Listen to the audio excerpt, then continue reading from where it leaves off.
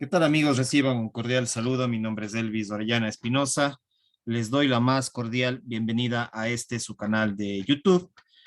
El día de hoy vamos a desarrollar este video sobre el pensamiento científico, tomando las bases de la filosofía de la ciencia, la filosofía tecnológica. Vamos a revisar a algunos pensadores muy importantes dentro de lo que es las ciencias humanísticas, las ciencias tecnológicas, las ciencias biomédicas, las ciencias naturales, las ciencias sociales. Vamos a hacer una reflexión y un repaso de algunos autores muy relevantes dentro de lo que es la ciencia. Vamos a vincular la filosofía de la ciencia con el pensamiento científico.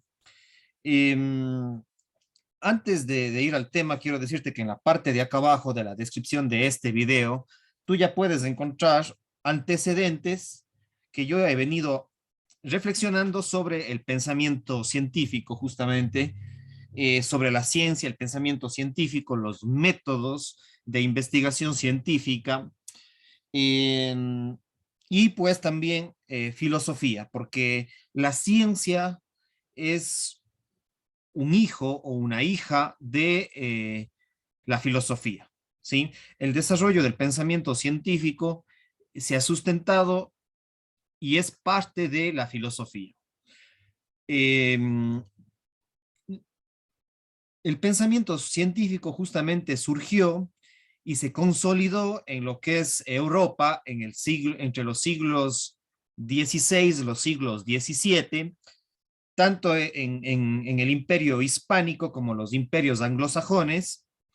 Y en ese contexto de Europa surge una revolución científica, una primera revolución científica, a pesar de que ya hay antecedentes de ciencia en otros imperios, como fue el imperio chino, como fue el imperio mongol, como fueron los imperios musulmanes.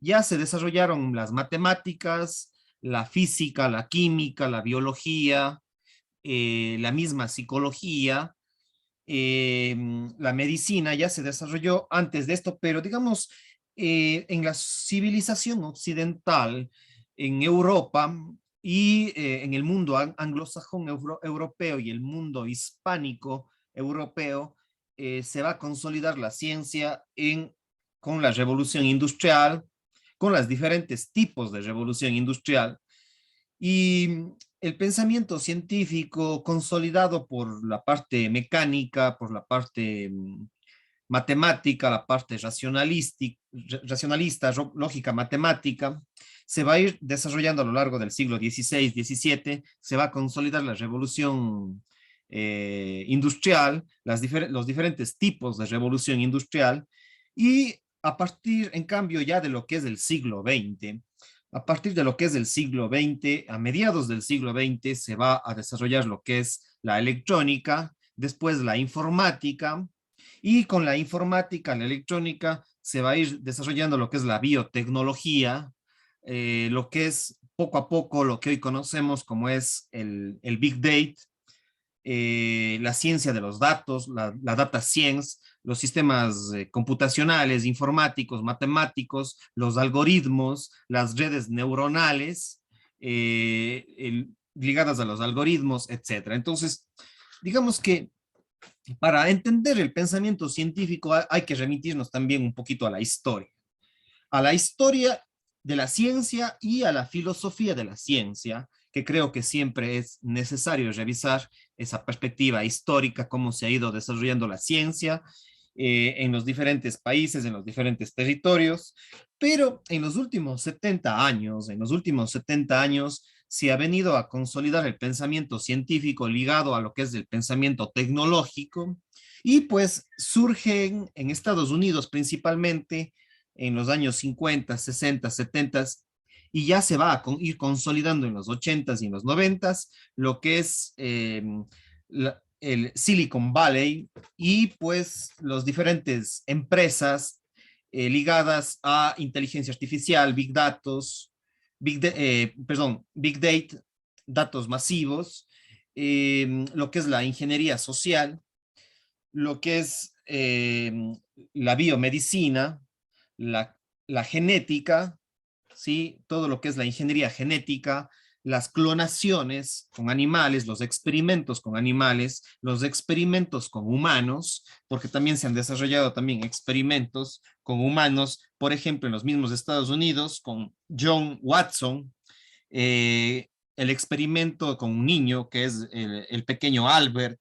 Después, por ejemplo, experimentos en los años 60 en psiquiátricos, experimentos en la cárcel de Stanford, experimentos como de conformidad social, como los experimentos de Salomon Asch dentro de lo que es psicología y psicología social, ingeniería social.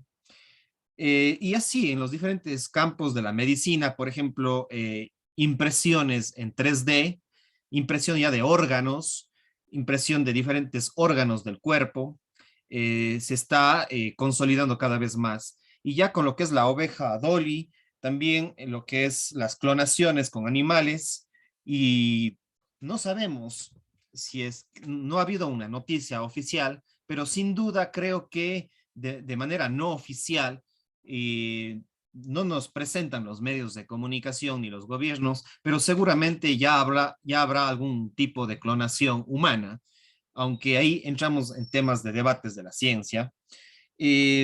Por ejemplo, es una película de ciencia ficción, pero yo creo que no estamos muy lejos de eso. Quizá incluso de manera oculta ya esté sucediendo. Hay una película en Netflix que les recomiendo que es de ciencia ficción, que se llama Réplicas en Netflix. Réplicas es una película muy, muy interesante con el mismo actor de Matrix, eh, de la película Matrix. Hay una película ahora recién que salió hace pocos años que se llama Réplicas, que es la clonación de seres humanos, y es una película controversial que les invito a que lo vean. Eso nos permitirá entender qué está pasando con la ciencia y las aplicaciones de la ciencia y hasta qué punto eso es factible o no es factible. Y por otro lado, los temas de la ética científica, de la filosofía científica, creo que es fundamental. Esto como un primer punto de este video. Ahora, eh, bueno, entre paréntesis, quiero invitarte a que te suscribas a mi canal de YouTube, que actives la campanita, porque ya he venido desarrollando otros videos ligados a lo que es el pensamiento científico, los métodos de investigación, cuantitativos, cualitativos, experimentales. Creo que los métodos históricos, entonces es importante conocer estos elementos y seguiré actualizando lo que es el pensamiento científico, la filosofía de la ciencia, el pensamiento tecnológico, la filosofía tecnológica. Creo que es fundamental. Entonces, suscríbete al canal, visita mis videos en la parte de la descripción, genera un poco de tráfico para que este canal llegue a más personas, se difunda este video y mi canal de YouTube a más personas, así me vas a ayudar más que estar solamente de simple espectador, que podrías ayudarme a que se consolide este canal compartiendo este video, generando tráfico, comentarios, ponme aunque sea un hola, un punto, eso me va a servir justamente para la red neuronal y el algoritmo de YouTube. Aunque ya no se llama algoritmo, muchos llaman red neuronal, pero bueno. Eh, Eso es parte incluso de la ciencia, esto de las redes neuronales, de YouTube, de Facebook, cómo funcionan las recomendaciones. Dejaron de llamarlo hace un año algoritmos y lo llaman más bien redes neuronales. Esos son los avances de la ciencia tecnológica. Ahora, aquí está, tú has visto ya en la pantalla algunos personajes del pensamiento científico. Creo que es importante entender que la ciencia tiene diversas perspectivas. Eh, para algunos la ciencia es matemáticas, es pura matemática, lógica matemática. Para otros la ciencia es pura experimentación, es únicamente generar experimentos, experimentar, poner en laboratorios, sea con las ciencias naturales o las ciencias humanas, generar laboratorios y experimentos, controlar variables en base a esos experimentos. Experimentos con personas, con animales, con plantas, con microorganismos, con energía. eléctrica o no eléctrica, y de todo el espectro eléctrico. Es decir, que son experimentaciones y cómo se va generando tecnologías para medir justamente la electricidad, los campos electromagnéticos, mirar el microcosmos, el macrocosmos, etc. Entonces, hay diferentes concepciones de la ciencia. Para algunos es puramente matemáticas y matemática aplicada, para otros es experimentación y mucha experimentación, para otros, en cambio, la ciencia es parte de la filosofía y creo que me adhiero un poquito a esa perspectiva. Creo que la ciencia, hay diversos tipos de métodos científicos y también la ciencia tiene un componente que es el componente cualitativo. Por ejemplo, la misma observación cualitativa, la experimentación cualitativa, el análisis de los test, de las encuestas desde el punto de vista cualitativo, cómo comprendo yo esos datos, cómo interpreto esos datos, qué variables estoy midiendo, qué variables dejo de ver, qué variables o factores mido más y cuáles otras no estoy midiendo, no estoy viendo, por qué elijo justamente esas variables o esos indicadores, o por qué hago ese experimento y no hago otro. Entonces, son algunos de los elementos que nos enseña la filosofía y la epistemología de la ciencia. Creo que es básico para entender hasta qué punto los experimentos con humanos son factibles, son éticos, es, o la ciencia tiene que utilizar animales, plantas, humanos para poder generar la biotecnología, el big data, la inteligencia artificial, etc. Hay varios elementos que vale la pena reflexionar. Y aquí tenemos, por ejemplo, a diversas formas de entender la ciencia, pero que básicamente están divididas casi en dos grupos, y dentro de esos dos grupos hay un poco de diversidad. Los que están más hacia el lado, digamos, izquierdo, Rupert Sheldrake, Tricia Wang, Alexandre de Pomposo, Marino Pérez Álvarez, Fernando Fuentes Pinzón, Edgar Gómez Cruz, nos dan unas pautas desde el pensamiento filosófico, humanístico, que están entendiendo ellos por ciencia. Por ejemplo, en el otro lado está, Richard Dawkins, que es un biólogo que tiene su forma de entender la ciencia, la genética, la biología. Entonces, Richard Dawkins es uno de los científicos y agnósticos más representativos de lo que es la ciencia hoy en día, la biología, la genética, y su pensamiento científico es bastante controversial. Les invito más bien a que lo revisen, y aquí está mal escrito, me disculpan un momento, es Richard Dawkins. Tiene algunos debates Richard Dawkins en YouTube que ustedes lo pueden ver, es un personaje bastante controversial. Pero en este grupo, aparte de Richard Dawkins, puede estar el mismo Eduardo Calixto, que es un neuromédico, un neurobiólogo, un neurocientífico mexicano de la UNAM, que tiene algunas conferencias en YouTube, y su forma de entender la ciencia y las neurociencias y el cerebro. De ahí está Gustavo Romero, que es un argentino experto en filosofía de la ciencia. Él es un físico y habla mucho de la filosofía de la ciencia. Creo que es necesario para la ciencia, para los científicos, entender filosofía y viceversa. Para un filósofo es necesario entender la ciencia porque las dos se complementan y están ligadas. Así como es necesario la filosofía, es necesario la ciencia. Así como es necesario la ciencia, es necesario la filosofía y complementar esas perspectivas. Y Gustavo Romero tiene algunos videos de este argentino físico, filósofo de la física y de la ciencia, les recomiendo que lo vean en YouTube. De ahí tenemos a Anthony Atala.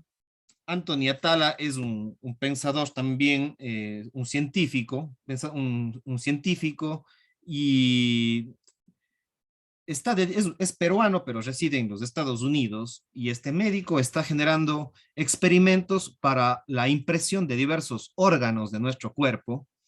Se está intentando generar toda una tecnología, biotecnología, científica ligada a la impresión de órganos, y esto ya está siendo una realidad.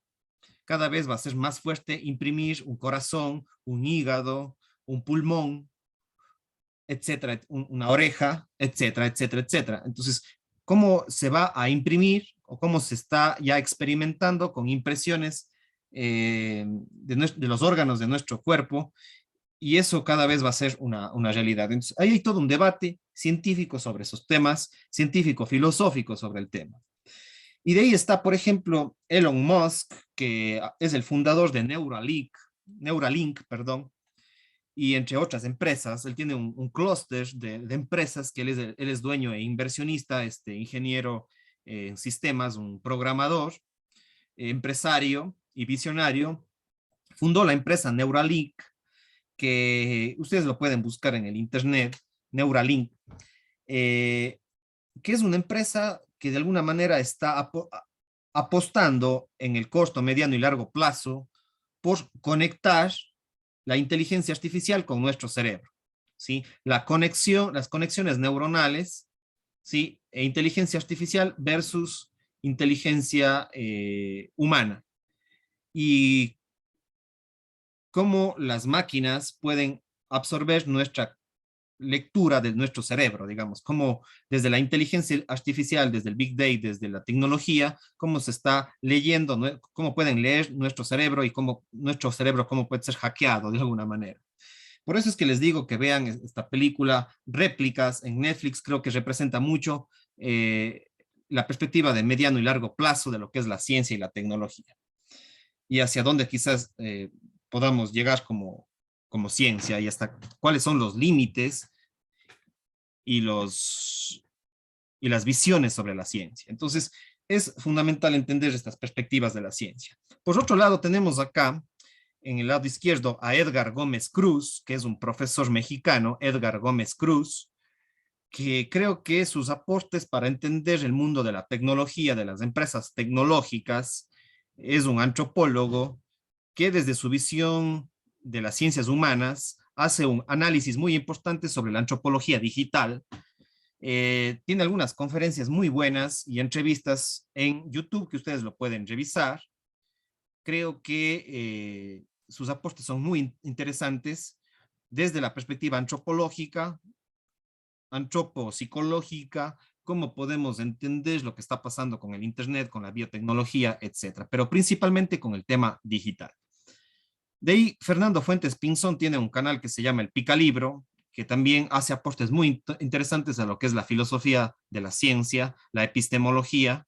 Entonces, les recomiendo también que lo puedan revisar. Marino Pérez Álvarez, él es un pensador, un psicólogo, filósofo de la ciencia psicológica, filósofo de la ciencia de la psicología clínica, un profesor español que tiene conferencias sobre filosofía de la ciencia aplicada a la psicología clínica, que les recomiendo mucho. Tiene algunas conferencias en YouTube. También está Tricia Wang, ella es una antropóloga asiática que tiene algunas conferencias sobre lo que es el Big Data, cómo el Big Data nos pueden ayudar a complementar lo que es el Big Data. El Big Data, tengo un video sobre Big Data que les dejo acá abajo en la descripción de este video de aquí, les puede interesar mucho.